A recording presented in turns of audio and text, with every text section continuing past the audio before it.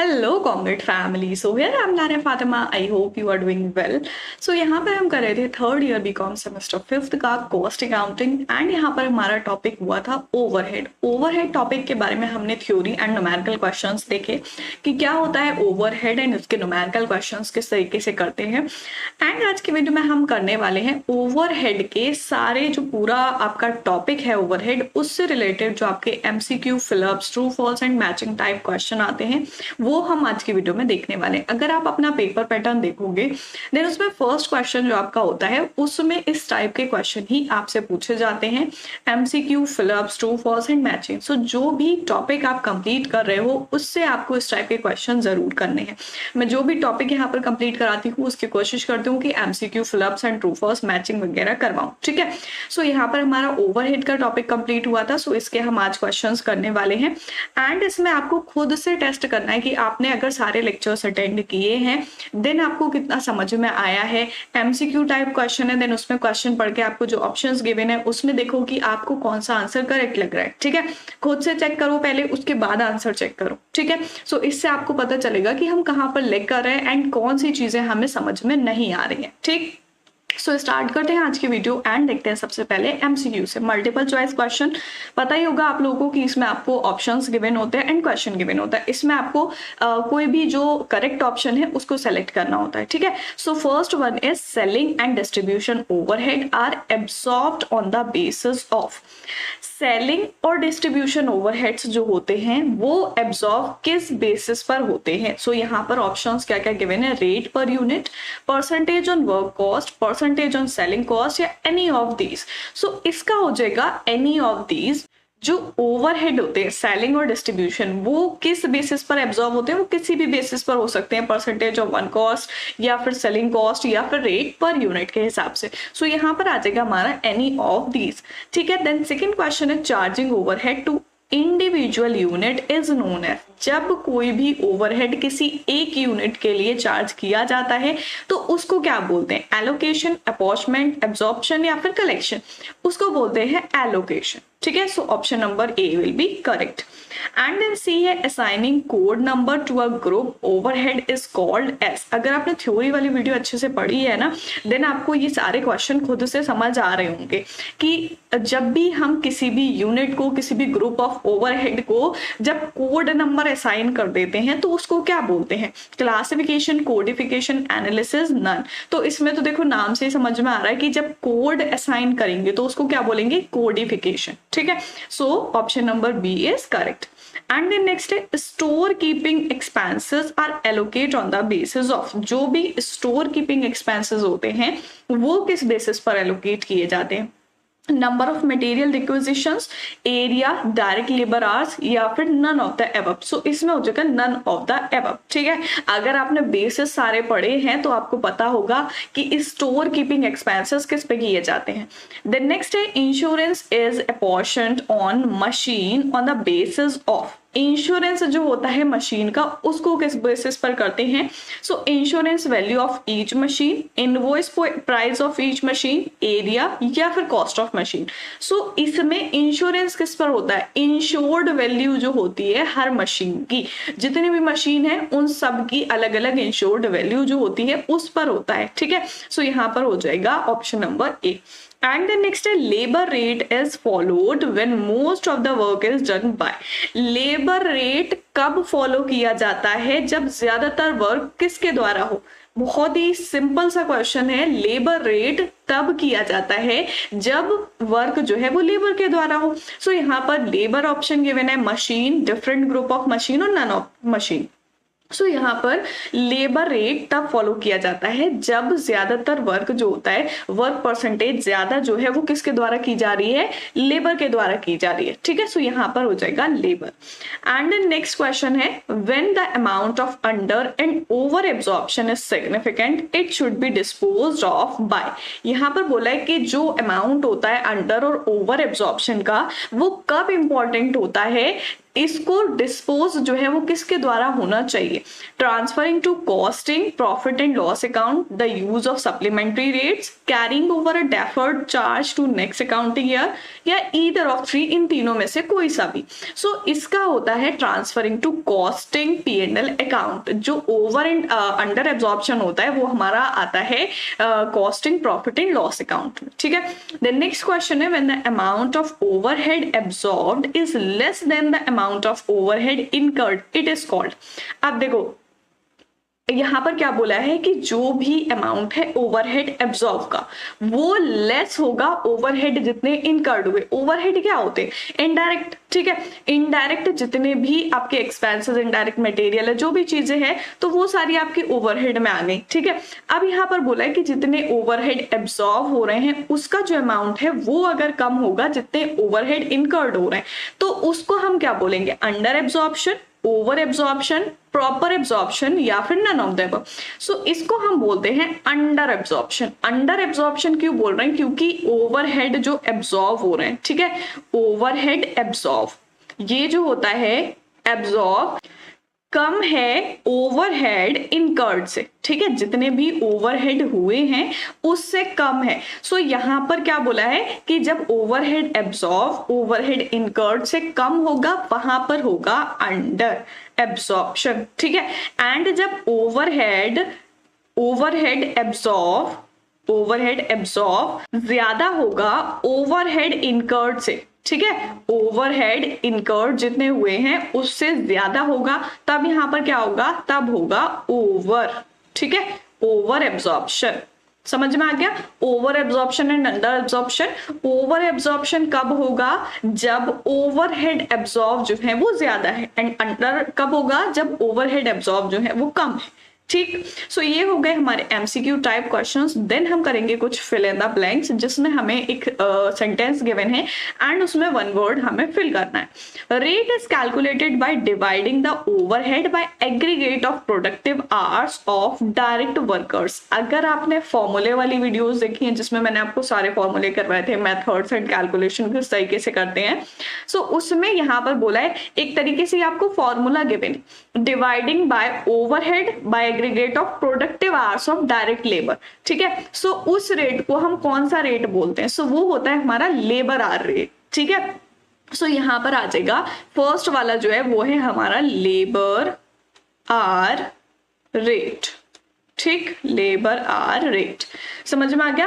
And then next है is the loss in the value of asset due to its supervision at date earlier than that foreseen.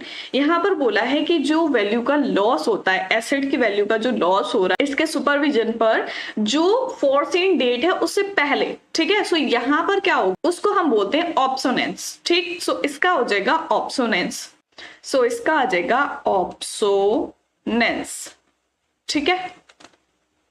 Then third है when amount of over and under absorbed overhead is negligible, it is disposed of by transferring it to। अभी देखो इस type का question भी हमने किया कि जब over and under absorption overhead जो है उसको नेग्लेक्ट करना होता है, नेग्लिजिबल माना जाता है, तब वहां पर उसको किस तरीके से डिस्पोज करते हैं, उसको किस में ट्रांसफर करते हैं। सो कहाँ ट्रांसफर करते हैं उसको? कॉस्ट P&L में, ठीक है। जो भी कॉस्टिंग P&L होता है, प्रॉफिट एंड लॉस अकाउंट, उसमें ट्रांसफर करते हैं, ठीक। एंड देन नेक्स्ट है the process of grouping cost according to their common characteristics is called. अब यहाँ पर क्या बोला है कि जो प्रोसेस होता है ग्रुपिंग करने का, कॉस्ट जितनी भी हैं उनको ग्रुप में बना देना जो उनकी कॉमन कैरेक्टरिस्टिक्स है। कॉमन कैरेक्टरिस्टिक्स मतलब कि हम ले लेते हैं, जैसे मान लो कि 10 स्टूडेंट्स हैं, ठीक है, 10 स्टूडेंट्स हैं, वहां पर हमने एग्जाम्पल लिया था बुक्स का, ठीक। 10 स्टूडेंट्स हैं, इसमें से 5 को जो है वो टी पसंद है और 5 को जो है वो कॉफी पसंद है। सो टी वालों को अलग क्लासिफाई कर देंगे एक ग्रुप में और कॉफी वालों को अलग कर देंगे, तो यहाँ पर 2 ग्रुप बन जाएंगे। तो कॉमन कैरेक्टरिस्टिक वालों को ग्रुप कर देते हैं, तो वो क्या कहलाता है? Cost classification. सो यहाँ पर आ जाएगा कॉस्ट क्लासिफिकेशन, ठीक है, classification. And the next question है means allotment of whole item of cost to cost centre of cost unit. Allocate करना, ठीक है, एलोकेट करना या अलॉटमेंट करना, यहाँ पर क्या हो जाएगा? एलोकेशन, ठीक। सो यहाँ पर आ जाएगा एलोकेशन, एलोकेशन, ठीक है।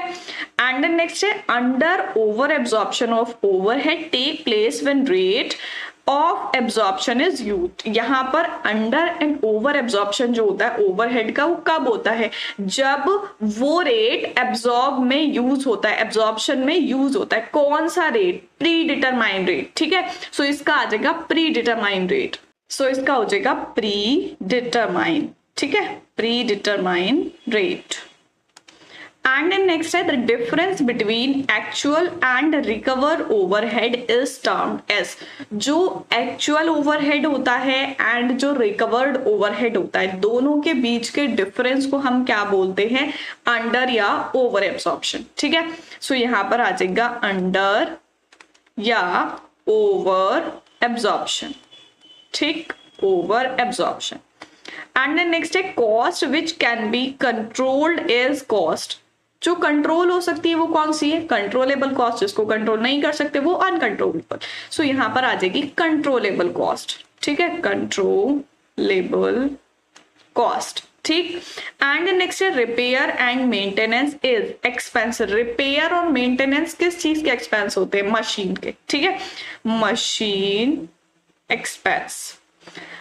एंड द नेक्स्ट है production is suitable when output is. Production कब सुइटेबल होता है? जब आउटपुट यूनिफॉर्म हो, ठीक है, व्हेन आउटपुट इज यूनिफॉर्म, ठीक है। सो समझ में आ गए किस तरीके से हम फिल करेंगे? आउटपुट यूनिफॉर्म हो, ये भी हमने थ्योरी वाली वीडियो में पढ़ा था कि जब आउटपुट यूनिफॉर्म होता है तब प्रोडक्शन वहां पर सुइटेबल रहता है, ठीक है। सो ये हो गए हमारे कुछ फिलअप्स। एंड देन नेक्स्ट करेंगे हम कुछ ट्रू फॉल्स क्वेश्चन। सो यहां पर देख लेंगे true false. First one is cost of packing is production overhead. जो कॉस्ट ऑफ पैकिंग होती है वो प्रोडक्शन ओवरहेड होता है, सो इट इज फॉल्स। जो कॉस्ट ऑफ पैकिंग होती है वो प्रोडक्शन ओवरहेड नहीं होता है, ठीक है। प्रोडक्शन ओवरहेड कौन से होते हैं? जो डायरेक्टली रिलेटेड हो प्रोडक्शन से, ठीक। सो यहां पर आ जाएगा false. And the next step, power cost is allocated over the department of on the basis of HP of machine. So यहाँ पर क्या बोला है कि जो मशीन होती है उसके बेसिस पर एलोकेट की जाती है पावर कॉस्ट। सो ये सही है, ठीक है, ट्रू। एंड नेक्स्ट है employees welfare expense are allocated on the basis of light points. Light point से और एम्प्लॉयज वेलफेयर एक्सपेंस से क्या मतलब है? दोनों चीजें बिल्कुल अलग अलग हैं। सो ये तो फॉल्स हो जाएगा, ठीक है, false. And the next supervisor salary is allocated on the basis of time spend. यहां पर क्या बोला है कि जो सुपरवाइजर की सैलरी है वो टाइम स्पेंड जितना किया उस बेसिस पर होता है? नहीं, टाइम स्पेंड तो लेबर आर रेट पे होता है कि कितना टाइम उसने लगाया है, ठीक है। सो ये हो जाएगा फॉल्स। एंड देन नेक्स्ट है overhead include indirect material, labour and expenses. Overhead में इनडायरेक्ट मटेरियल, लेबर और एक्सपेंसेस आते हैं। सो ये सही है क्योंकि डायरेक्ट वाले जो होते हैं वो डायरेक्टली आ जाते हैं, बट जो भी इनडायरेक्ट है वो ओवरहेड्स में आते हैं। सो it is true. And the next is depreciation should be excluded from the cost of account. Depreciation निकाल देते हैं cost of account से, so ऐसा नहीं होता है, false. Factory overhead include all production cost other than direct material and salaries. यहाँ पर क्या बोला है कि जो फैक्ट्री ओवरहेड्स होते हैं उसमें सारी प्रोडक्शन कॉस्ट आ जाती हैं डायरेक्ट मटेरियल और डायरेक्ट सैलरीज को छोड़ के। सो ऐसा नहीं होता है, false. And the next carriage inward is not really an overhead at all, but it is direct cost. अब देखो कैरिज इनवर्ड जो है वो ओवरहेड नहीं है, क्यों? क्योंकि वो डायरेक्ट कॉस्ट है। डायरेक्ट कॉस्ट है तो वो ओवरहेड हो ही नहीं सकता क्योंकि ओवरहेड क्या होते हैं? जो इनडायरेक्ट होते हैं। सो it is true. And then next, the application of predetermined overhead rates is the reason for the difference in costing and financial profit. यहाँ पर क्या बोला है कि predetermined overhead अगर हम लगाते हैं, अप्लाई करते हैं, तो इसकी वजह से डिफरेंस आता है कॉस्टिंग में और फाइनेंशियल प्रॉफिट में। सो इट इज ट्रू, ये ट्रू हो जाएगा, ठीक है। क्योंकि प्री अगर हम कोई भी चीज कर रहे हैं तो ऐसा जरूरी नहीं कि एक्चुअल में जो हो इनकर्ड हो रही है वो दोनों सेम ही हो, ठीक है। Cash discount is completely excluded from the cost. Cash discount जो होता है वो कॉस्ट से माइनस कर दिया जाता है। सो इट इज ट्रू, वो एक्सक्लूड कर देते हैं हम, ठीक है, ट्रू। ये हो गए हमारे कुछ true false question, I hope आप लोग को समझ आ रहे होंगे। देन नेक्स्ट क्वेश्चन करेंगे हम मैचिंग का, कि किस तरीके से मैच करते हैं। अब यहाँ पर आपको column A and column be given है, जिसमें आपको देखना है एंड जो पॉइंट्स लगते हैं आपको कि मैच होने हैं वो आप खुद से करके देखोगे, ठीक है। सो फर्स्ट है रेंट। अब देखो रेंट का मैंने बहुत बार क्वेश्चंस में भी बताया है आपको एंड थ्योरी वीडियो में भी बताया था कि रेंट हम किस बेसिस पर एलोकेट करते हैं, वो हम एलोकेट करते हैं फ्लोर एरिया के बेसिस पर, ठीक है। सो इसमें आप देखोगे कि फ्लोर एरिया कहां पर है, जी वाला जो है floor space area occupied by each machine. So rent जो होगा वो आ जाएगा फ्लोर एरिया के बेसिस पर। सो फर्स्ट का हो जाएगा जी, ठीक है। एंड देन सेकेंड है पावर। अब पावर का क्या होगा, एचपी ऑफ मशीन, जितनी मशीन यूज कर रही है पावर, ठीक है। सो सेकेंड का हो जाएगा C. And then depreciation. Depreciation किस पर लगता है, जितनी एसेट की या कैपिटल की वैल्यू होती है, ठीक है। सो यहाँ पर थर्ड का हो जाएगा कैपिटल वैल्यू, ठीक। And then advertising. एडवर्टाइजिंग किस चीज पर करते हैं, सेल पर करते हैं, ठीक है। सो यहाँ पर क्या आ जाएगा, percentage of sale, fourth advertising. And then next है CSA 7। CSA 7 किस पे होता है, CSA 7 होता है आपका एम्प्लॉयज एक्सपेंसेस पर, ठीक है। सो फिफ्थ का हो जाएगा एम्प्लॉयज एक्सपेंसेस। ऑफिस सैलरीज क्या है, ऑफिस सैलरीज क्या होती है, इनडायरेक्ट लेबर, क्योंकि डायरेक्ट लेबर कौन सी होती है, जो डायरेक्टली प्रोडक्शन से रिलेटेड होती है, ठीक है। अब ये ऑफिस वाली है, ये प्रोडक्शन से रिलेट नहीं कर रही है डायरेक्टली, तो ये इनडायरेक्ट हो जाएगी, ठीक है। सो 6 का हो जाएगा indirect labour. And then seventh का है लाइटिंग एंड हीटिंग। लाइटिंग किस बेसिस पर होती है, जितने भी लाइट पॉइंट्स हैं, ठीक है। सो लाइट पॉइंट्स कहाँ दिख रहा है, एफ वाले पॉइंट्स में, नंबर ऑफ लाइट पॉइंट्स। सो इसका हो जाएगा seventh light points. And indirect material. Indirect material क्या होता है, कॉस्ट ऑफ कैटलॉग, यहाँ पर आपका हो जाएगा एट्थ, ठीक है, कॉस्ट ऑफ कैटलॉग। सो ये थे हमारे कुछ मैचिंग क्वेश्चंस, समझ में आ गए होंगे। अगर आपने जो ओवरहेड टॉपिक है वो कंप्लीट कर लिया है तभी आप इसको अच्छे से कर पाओगे, ठीक है। एंड इसमें कुछ पॉइंट्स ऐसे हैं जो आपको ओवरहेड पढ़ने के बाद समझ नहीं आए होंगे, तो इसमें क्लियर हो गए होंगे, ठीक है।